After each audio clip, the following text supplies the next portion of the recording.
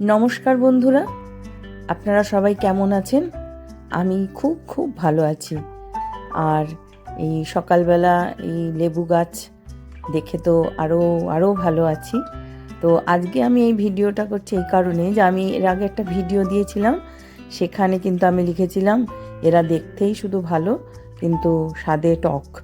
কিন্তু আজকে এটা অপবাদ দেওয়াই হয়েছিল, সেইটা খণ্ডন করার জন্যই কিন্তু আজকে আমি এই ভিডিওটা করছি।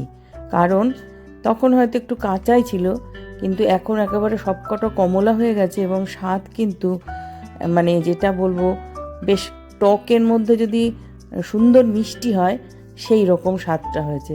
এবং সাইজেও কিন্তু হঠাৎ করে একটু বড় হয়ে গেছে।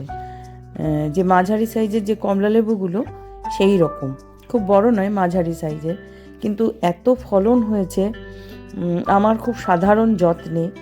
আর আমাদের এখানকার পরিবেশ তো দার্জিলিংয়ের পরিবেশ নয়, তা সেই জন্যেই আমি কি বলবো, ভগবানের আশীর্বাদই বলবো যে তিনি আমাকে এতটা ফলন দিয়েছেন।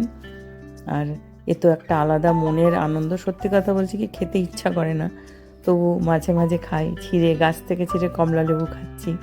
আপনারা আসলেও আপনাদের দু একটা দিতে পারবো।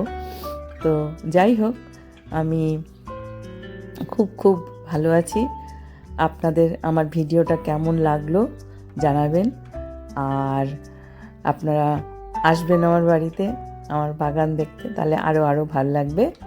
আজকের মতন চলি, নমস্কার, আবার দেখা।